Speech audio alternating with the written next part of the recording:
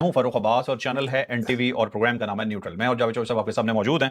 आज खबरों की भरमार है जी, आपके लिए पूरा बुफे है। आज मैं ये कहूंगा, सबसे पहले खबर जो आपको बताएंगे जी कि अमेरिका ने अपना आधे से ज्यादा असला चला दिया। मतलब अब उनके पास बचा क्या होगा, और ये चलाया क्या पिछले सिर्फ 10 दिन में। अब कितना असला बाकी रह गया है, इनकी प्रोडक्शन कैपेसिटी क्या है, मसला क्या है, ये 10 दिन गूंज रहे हैं बार बार, ये सिलसिला क्या है, ये आपको बताएंगे। लेकिन अमेरिका ने अपनी ऐसी की तैसी फिरवा दी है। अपने आप को डिफेंड करने के लिए, अमेरिका मुल्क को डिफेंड करने के लिए भी असला उनके पास अब नहीं बचा हुआ। तो ये आपको बताएंगे कि ये क्या स्टोरी है। फिर आपको ये बताएंगे कि एक साइड पे तो हम कह रहे हैं कि असला नहीं है, लेकिन एक ऑपोजिट स्टोरी आती है। लेकिन शायद हो सकता है इस बार नेतन्याहू गिरफ्तार, लेकिन शायद हो सकता है इस बार नेतन्याहू गिरफ्तार हो जाए, क्योंकि आप जानते हैं ये इंटरनेशनल क्रिमिनल है, ये कोई आम शैतान नहीं है। इस बंदे को मैं शैतान वैसे ही नहीं कहता।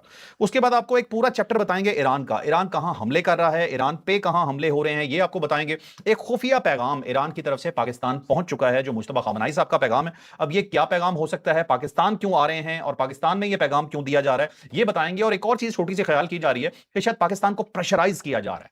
प्रेशराइज अंदर से भी किया जा रहा है, बाहर से भी किया जा रहा है। मामला ईरान का ही है, ये वाकई ही कोई प्रेशर पाकिस्तान को दिया जा रहा है और क्यों दिया जा रहा है, ये भी आपको बताएंगे। फिर आपको ये बताएंगे जी, वो कौम जो अपने आप को ये कहती है, इनफैक्ट मैं वर्ड अपना वापस लूंगा, कौम नहीं, वो लोग, वो अफगानी तालिबान जो अपने आप को ये कहते हैं जी कि हमने तो सुपर पावर्स को हरा दिया। पता चलता है उनके ही शहर पे कब्जा कर लेता है उनका कोई दुश्मन आके। अब अगर उनके अपने ही इलाकों पे कब्जे होने शुरू हो गए हैं, उनके तख्ता पलटने की तैयारी शुरू हो गई है, तो उनका बनेगा क्या, ये सिचुएशन आपको बताएंगे। फिर आपको ये बताएंगे जी, मौलाना साहब ने एक पिछले दिनों में कंट्रोवर्शियल बयान दिया, उसके ऊपर बहुत तनकीद हुई और तनकीद बनती भी थी। मौलाना साहब बड़ी शख्सियत हैं, उन्हें बड़े दिल का मुजाहरा करते हुए अपने अल्फाज वापस लेने चाहिए थे, माफी मांगनी चाहिए थी। उसके बावजूद माफी तो नहीं आई, लेकिन उन्होंने किसी से माफी का मुतालबा कर दिया, और जिससे मुतालबा किया वो कोई जनरल साहब हैं। ये कौन से जनरल साहब हो सकते हैं और उनसे माफी का मुतालबा वो क्यों कर रहे हैं कि मुझसे माफी मांगो, ये सिचुएशन जानिएगा। फिर आपको ये बताएंगे जी, पाकिस्तानी क्रिकेटर हसन अली हैं, इन पे भारत में तशद्दुद की एक वीडियो आई कि ट्रेन में इन पे तशद्दुद हो रहा है, ये क्या स्टोरी थी, ये खुल गई है, ये आपको बताएंगे। फिर आपको ये बताएंगे जी कि अमरीकी सदर फिर से वालिद बन गए हैं, दोबारा फिर बाप बन गए हैं। अब ये स्टोरी को, ये तो नहीं कहूंगा बुरी स्टोरी है, लेकिन मुझे लगता है कि अमरीकी सदर का यहाँ औलाद हुई है, तो इस वजह से शायद इससे बहुत इंटरनेशनली उठाया जा रहा है। ये क्या मसला है, ये आपको बताएंगे। फिर आपने ये तो देखा होगा कि घर बनते हैं मोटरवे के साथ, सड़कें इर्द गिर्द से गुजर रही होती हैं, लेकिन आपने कभी ये सोचा कि आपके घर के ऊपर से सड़क गुजर रही हो? जी, ऐसा भी हो सकता है। अब मोटरवे घरों के ऊपर से भी गुजर सकती हैं। ये क्या सिचुएशन बन रही है, ये भी आपको बताएंगे। अब ये सोचें, आपको इतना बड़ा बुलंदा बताया है, इसलिए मैं चाहूंगा कि डायरेक्टली चॉइस आपकी तरफ जाऊं। छोटा सा रिमाइंडर कि लाइक शेयर सब्सक्राइब जरूर करना है। चॉइस आपको डायरेक्टली इन्वॉल्व करते हैं और बात मैं सीधी लेके आता हूं इसराइली शैतान की। मैं सबसे पहले इसके बारे में जानना चाहता हूं कि ये क्या गिरफ्तार होगा। अब बेसिकली सितंबर के अंदर नेतन्याहू ने वहाँ पे आना है, क्योंकि वहाँ पे जनरल असेंबली का इजलास होता है और उसके अंदर सारे हेड ऑफ स्टेट्स न्यूयॉर्क आते हैं, आपको अंदाज़ा होगा। और न्यूयॉर्क के अंदर जो इस वक्त मेयर हैं वो ज़ोहरान ममदानी साहब हैं। वो पिछले साल भी यही कह रहे थे कि हमने इसको गिरफ्तार कर लेना है। वो आज भी उन्होंने कहना शुरू कर दिया कि जो ही वो न्यूयॉर्क में आएंगे, मैं अपनी पुलिस से कहूँगा, सिटी पुलिस से कहूँगा कि इसको गिरफ्तार कर ले। अब न्यूयॉर्क सारे का सारा मेयर के पास होता है, उसकी अपनी पुलिस होती है और वो किसी को भी गिरफ्तार कर सकती है, बात ठीक है। लेकिन अब ज़ाहिर है, क्या एक शहर की पुलिस क्या किसी हेड ऑफ स्टेट को भी गिरफ्तार कर सकती है? एक बहुत बड़ा सवाल है, जो ज़ाहिर है इसका जवाब किसी के पास नहीं है। अमेरिकन तो लॉज में तो ज़ोहरा हो सकता है। नहीं, ऐसा ऐसा मुमकिन नहीं है, क्योंकि हेड ऑफ स्टेट जो उसको इम्यूनिटी हासिल होती है। आप इस तरह नहीं है कि उसको कोई भी सिटी पुलिस जो आके गिरफ्तार कर ले। इंटरनेशनल क्रिमिनल क्यों ना हो। वो जैसा भी हो, मेरा नहीं ख्याल कि वो इस तरह हो सकता होगा। अगर उसे गिरफ्तार करना है तो गवर्नमेंट ने गिरफ्तार करना है, वफाकी गवर्नमेंट ने गिरफ्तार करना है, नेशनल पुलिस को उसने कहना है, नेशनल पुलिस ने उसको रोकना है, नेशनल पुलिस ने उसको गिरफ्तार करना है। सिटी की और मेयर की जो पुलिस है उसे गिरफ्तार नहीं कर सकती। अच्छा। बहरहाल एनी हो, हम्म। ज़ोहरान ममदानी साहब ने कल ये बयान दे दिया और उसका नतीजा ये निकला कि खबरें चलनी शुरू हो गई। इवन इसराइल के अखबारात के अंदर भी खबरें आ गई। और आज डोनाल्ड ट्रंप ने उसके ऊपर कह दिया है कि खबरदार, जो किसी ने उसकी तरफ देखा भी, मैं टांगे तोड़ दूंगा और कोई बंदा उसको गिरफ्तार नहीं कर सकेगा। उसने कहा जी उसकी गिरफ्तारी तो सवाल ही नहीं है, आउट ऑफ क्वेश्चन है। चॉइस ये साहब, प्रेसिडेंट ने कह दिया, ये प्रेसिडेंट ने कहा है, लेकिन जो प्रेसिडेंट। इसका यार है फादरलैंड वाला, ठीक है, वो जो नरेंद्र मोदी है, याद वो है। भी जब वजीर आजम बना है तो अमेरिका जा सकता है, अदरवाइज तो उस पर भी पाबंदी है ना, नहीं, अमेरिका नहीं जा इम्यूनिटी सकता। है ना उसको भी इम्यूनिटी, अभी इसको भी इम्यूनिटी इम्यूनिटी। है। नहीं, वो प्राइम मिनिस्टर की हैसियत से इम्यूनिटी है ना उसको। उससे पहले तो पाबंदी लगा सकते हैं, जब वो आम आदमी बनेगा तो पाबंदी लगा दे। फिर अब ये अगर फर्ज करें कि ये प्राइम मिनिस्टर रहता नहीं नेतन्याहू, तो कोई शख्स उसको गिरफ्तार नहीं कर सकता, जोरान इम्यूनिटी है ममदानी इसको। फिर क्यों कह रहा है? बस ये स्टंट है एक। स्टंट है। हाँ, मीडिया स्टंट है एक। इसके इसके पीछे हकीकत कोई नहीं है। नहीं होगा ना, गिरफ्तार। बिल्कुल नहीं हो सकेगा। दिल तोड़ दिया आपने ये बात नहीं, कर। मैं आपको सही कह रहा हूँ यार। अच्छा, जब चलो तक हेड ऑफ स्टेट है उस वक्त तक आप उसको गिरफ्तार नहीं कर सकते। ठीक है। प्रेसिडेंट को, प्राइम मिनिस्टर को, हेड ऑफ गवर्नमेंट है वैसे तो वो, लेकिन आप उसको गिरफ्तार नहीं कर सकते। इसलिए प्राइम मिनिस्टर है, जिस दिन वो रिटायर होगा उसके बाद किसी एयरपोर्ट पे भी जाएगा तो गिरफ्तार किया जा सकता है। मतलब ये फुल फ्राई ही होगा। हाँ, फुल फ्लैश ये इसका थे। आखिरी तरीका। अच्छा चलें जो सब, अगली खबर, इनके पास असला नहीं बचा अमेरिका के पास। ये एक खबर है, ये बेसिकली ये तो centre for strategic and international studies की रिपोर्ट है। उस रिपोर्ट के अंदर ये बताया गया है कि अमेरिका ने पिछले 10 दिन के अंदर अपना सारा असला इस्तेमाल कर दिया है। और उसने कहा जी पैट्रियाट्स जो है इसका सबसे बड़ा डिफेंस सिस्टम जो है वो इस्तेमाल हुआ। और ये जो डिफेंस सिस्टम पैट्रियाट के इंटरसेप्टर्स होते हैं बेसिकली, तो आपके ऊपर जब अटैक होता है तो आप इंटरसेप्टर को इस्तेमाल कर देते हैं।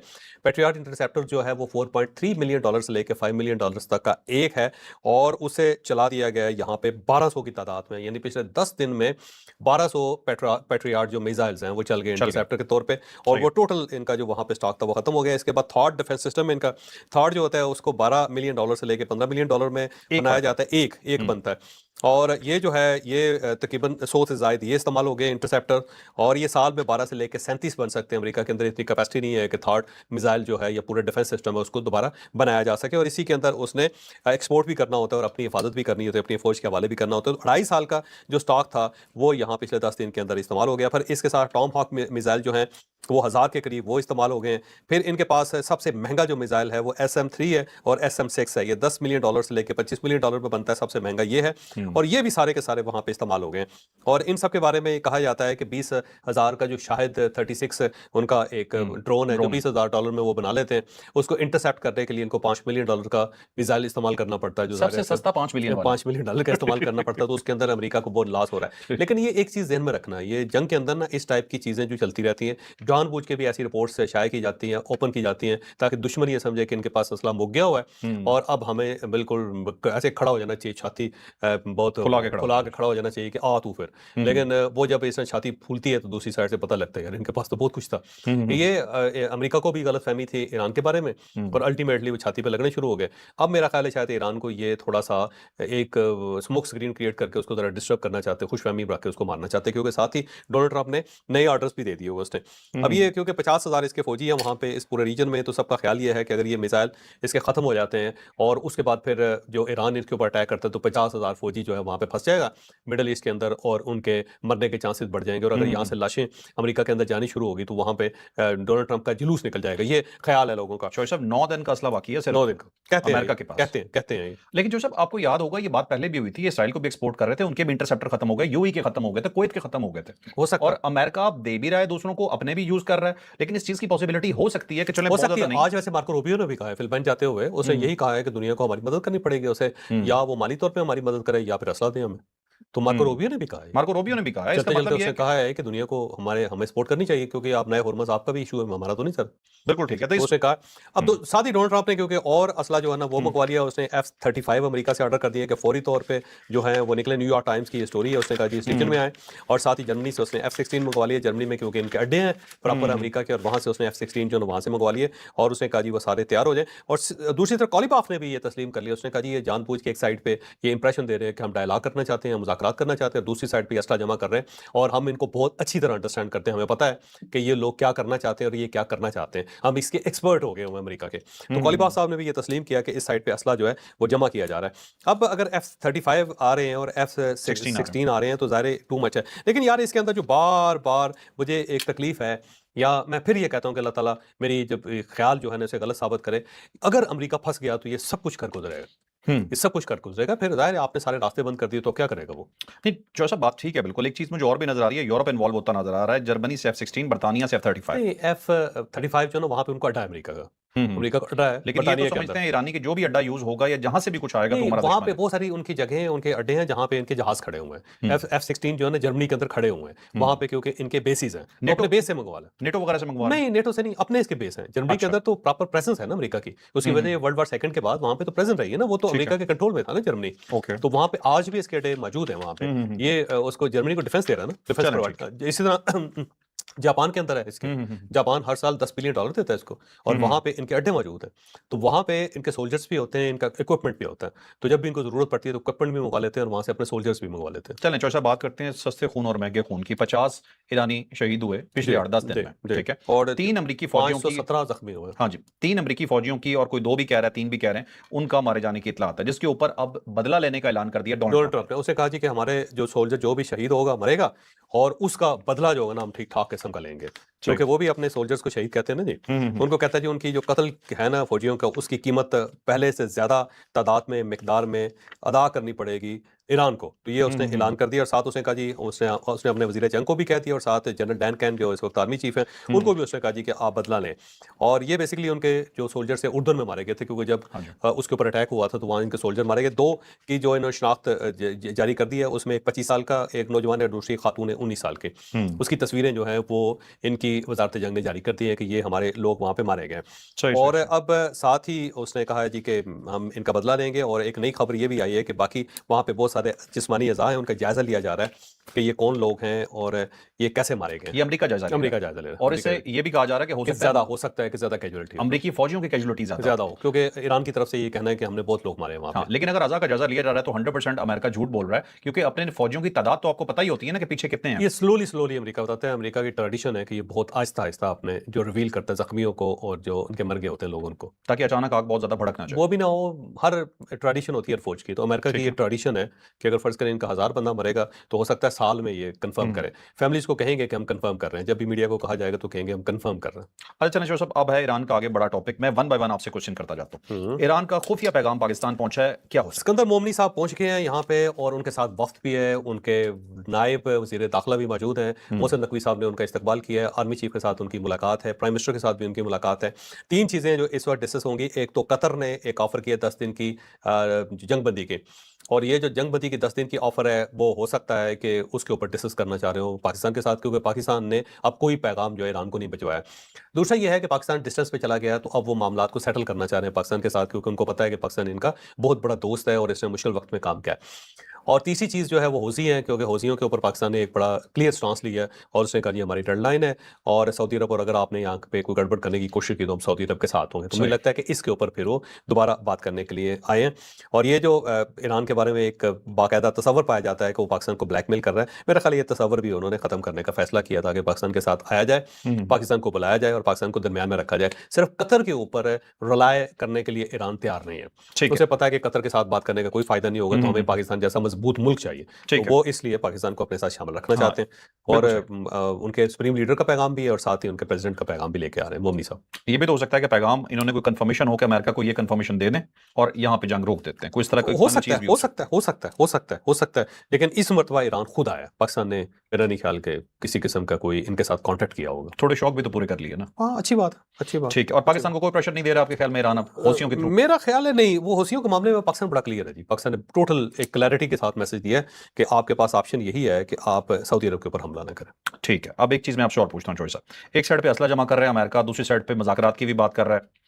आपको क्या लगता है अमेरिका धोखा दे रहा है ईरान को, क्योंकि ईरान धोखा ये दे कह रहा रहा है, है? धोखा दे रहा है। अमेरिका एक बड़ा अटैक करेगा ईरान के ऊपर। धोखा दे रहा है? हाँ, धोखा दे रहा है, ठीक है। बड़ा मतलब अटैक करेगा। ये जो काली बाब साहब कह रहे हैं एक साइड पे असला जमा मेरा कर रहा है, ख्याल उसकी वजह यही है। 100% ये बात दुरुस्त है, क्योंकि अमेरिका जो है ना वो जाने वाला नहीं है यहाँ से, वो हम्म। कुछ ना कुछ करके जाएगा। लेकिन फिर मुज़ाकरात का फायदा अगर उन्होंने हमला ही करना है? मुज़ाकरात का जो ट्रेन थी या मुज़ाकरात का जो ऑप्शन था वो ईरान ने लूज़ कर दिया, क्योंकि ईरान के पास जो MOU था वो 14 नुकात पूरे के पूरे ईरान को सपोर्ट करते थे। बल्कि आज मसूद पेज़ेश्कियान साहब ने ये भी कहा है कि 14 नुकात के अंदर हमने अमेरिका को कोई राय नहीं दी और अमेरिका जो है ना उसको पसपाई इख्तियार करनी पड़ी है और हम पसपाई इख्तियार नहीं करेंगे। तो ये बात दुरुस्त है, पूरी दुनिया ये तस्लीम करती है कि 14 नुकात जो थे वो सारे के सारे ईरान की फेवर में थे।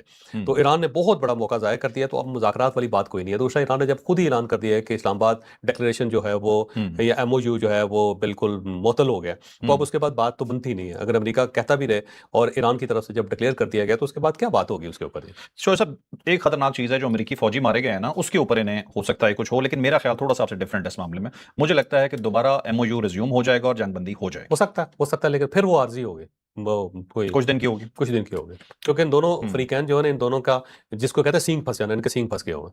तो कोई पीछे हटने के लिए तैयार नहीं। ईरान का मुतालबा ये है कि आप नए हुर्मस हमारे हवाले कर दें। भाई वो अगर आपके हवाले कर देंगे तो दुनिया को क्या मुंह दिखाएंगे? और दूसरा ये कि वो कहते हैं जी कि हम शिकस्त तस्लीम करें। आप तस्लीम करें कि हम हार गए और ईरान जीत गया, ये उनके लिए मुमकिन ही नहीं, अमेरिका के लिए। वैसे ये पासदारान ने बेड़ा गर्क कर दिया। 14 नुकात जहाँ पे टोटल एक्सट्रीमिस्ट उनके हक में थे। जहाँ पे एक्सट्रीमिस्ट होंगे वहां पे ये हालत होगी। जहाँ पे एक्सट्रीमिस्ट होंगे। मतलब लेकिन आप स्टार्ट ही मौत से करते हैं। लेकिन बस choice सर ही मौत से पाकिस्तान ने करते हैं। जितवा दिया था, मतलब एक तो अब जंग वहां जीते नहीं जीते, डॉक्यूमेंट में आपको जितवा दिया था, आपको यहाँ बस कर देनी चाहिए। बस यहाँ पर रुक जाना चाहिए था। अच्छा, हम भी यहाँ पे रुक जाते हैं। जॉय साहब अगली स्टोरी है थोड़ी सी, ये बताइएगा ईरानी हमले और अमेरिकी हमले, इनके थोड़ी चीजें बताइए। अब देखिएगा कि आज जो ईरान ने अटैक्स किए हैं, एक तो कुवैत के अंदर ड्रोन हमला किया है उन्होंने, और मिसाइल हमला किया है, कुवैत के अंदर खासा नुकसान इन्होंने किया है। साथ पासदारान ने ये कहा कि हमने 3 मुल्कों के ऊपर अटैक किया है, कुवैत के ऊपर, बहरीन के ऊपर और जॉर्डन के ऊपर।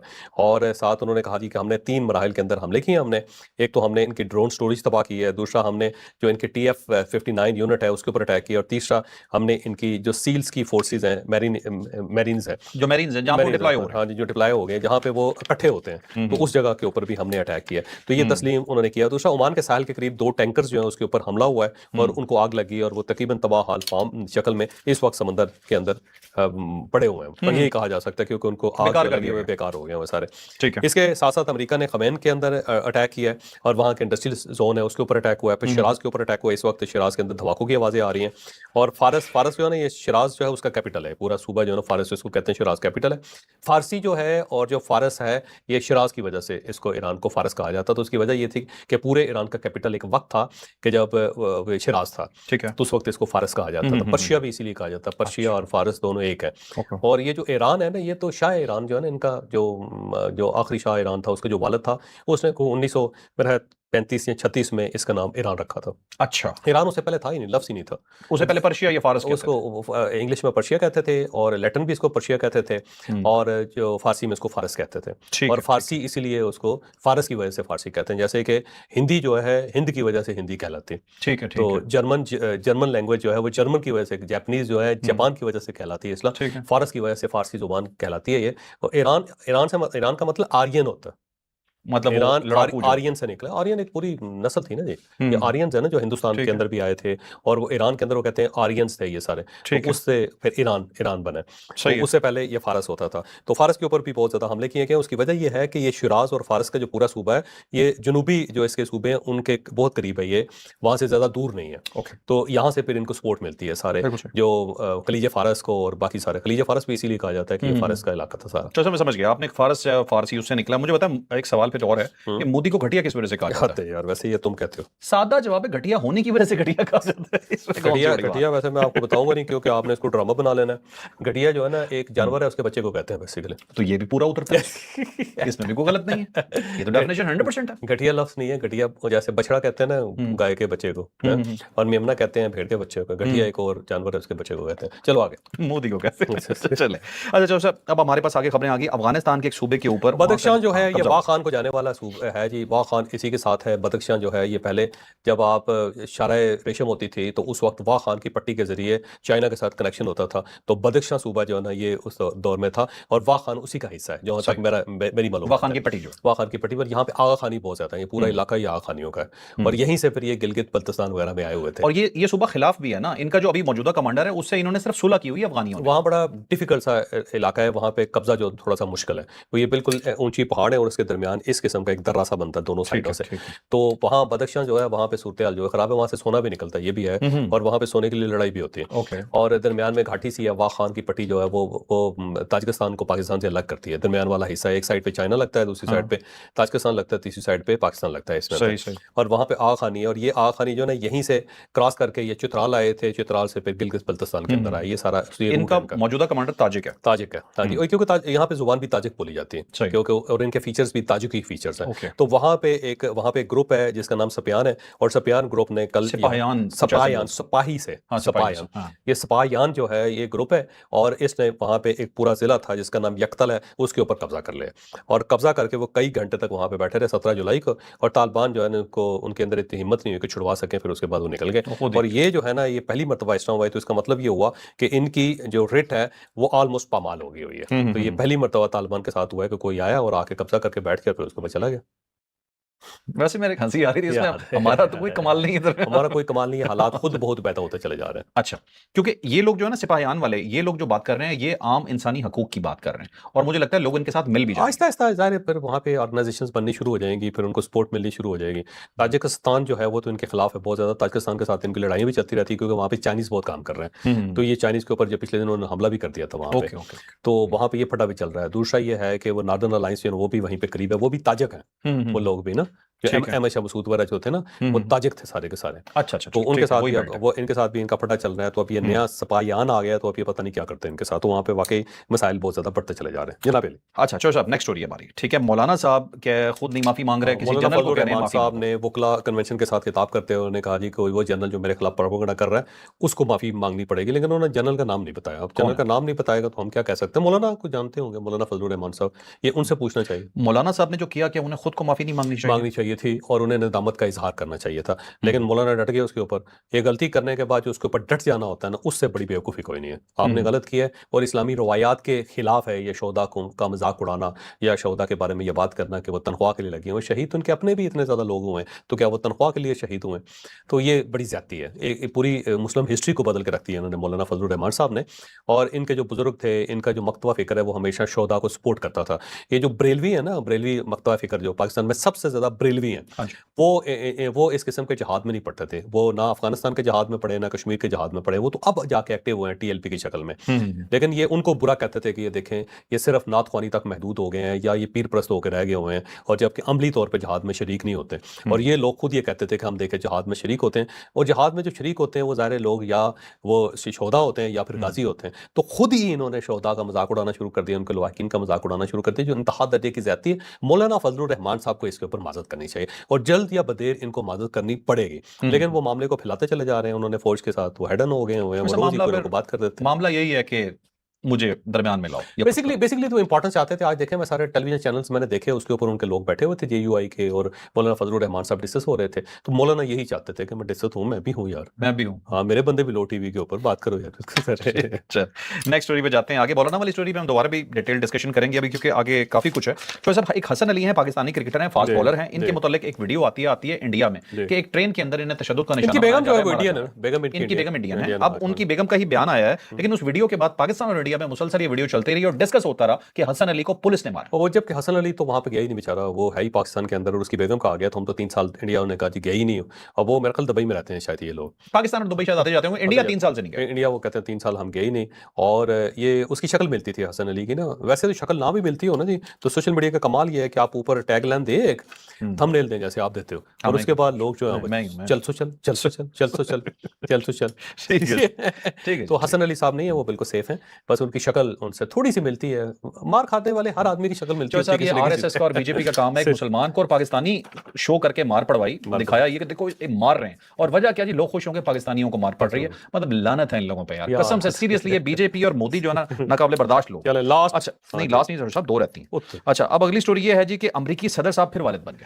यार वो नहीं, जेडी वैंस साहब की है, नौजवान आदमी है और बेगम उनकी इंडियन है, और वो अगर बच्चे पैदा कर रहे हैं तो आपको क्या तकलीफ है? अब चौथा बच्चा उनके हो गया है जेडी वैंस साहब का। आपने ना वैसे उस वक्त भी सनसनी फैलाई, आपने कह दिया, हंसी मेरी निकल गई कि यार वाइस प्रेसिडेंट को प्रेसिडेंट कह रहे हैं आप। जो प्रेसिडेंट है वो बेचारा उससे मेरा ख्याल है बहुत आगे निकल गया बच्चों की पैदाइश से।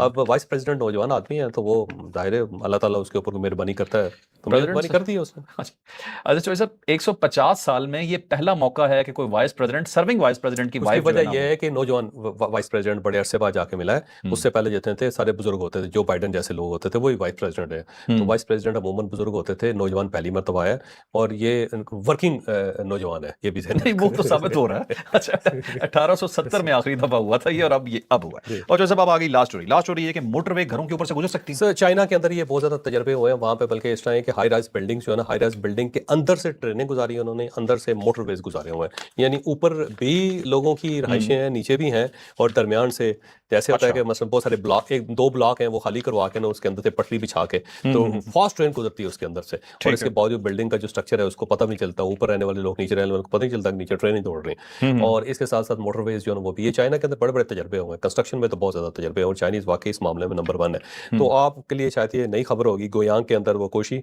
ब्रिज है, और वो इमारतों के ऊपर से गुजर रहा है। लेकिन चाइना के अंदर ऐसी ऐसी जगह हैं कि आप उसको देख के बस, जिसको कहते हैं ना कि उंगलियां दांत में दाब के बैठ जाना, इस टाइप की सूरत होती है वहाँ पे। बिल्कुल 1997 में ये ब्रिज बना था चौधरी साहब, और वजह क्या थी कि शहर में महंगे इलाके थे, सस्ते थे नहीं, तो यहाँ इजाजत दी गई और ऊपर से मोटरवे गुजार दी गई और नीचे बिल्डिंग्स बनी हुई हैं, बिल्डिंग्स बनी हुई। ये तो बिल्डिंग्स हैं, लेकिन जब वो देखोगे ना आप, अगली मरतबा आप स्टोरी करना कि हाई राइज बिल्डिंग है, जैसे ये फर्ज करो कि यहाँ पे हमारे वो नहीं है जो सबसे ऊंची बिल्डिंग है यहाँ इस्लामाबाद के अंदर, उसके अंदर से ट्रेन गुजरी हो तो कैसा लगेगा?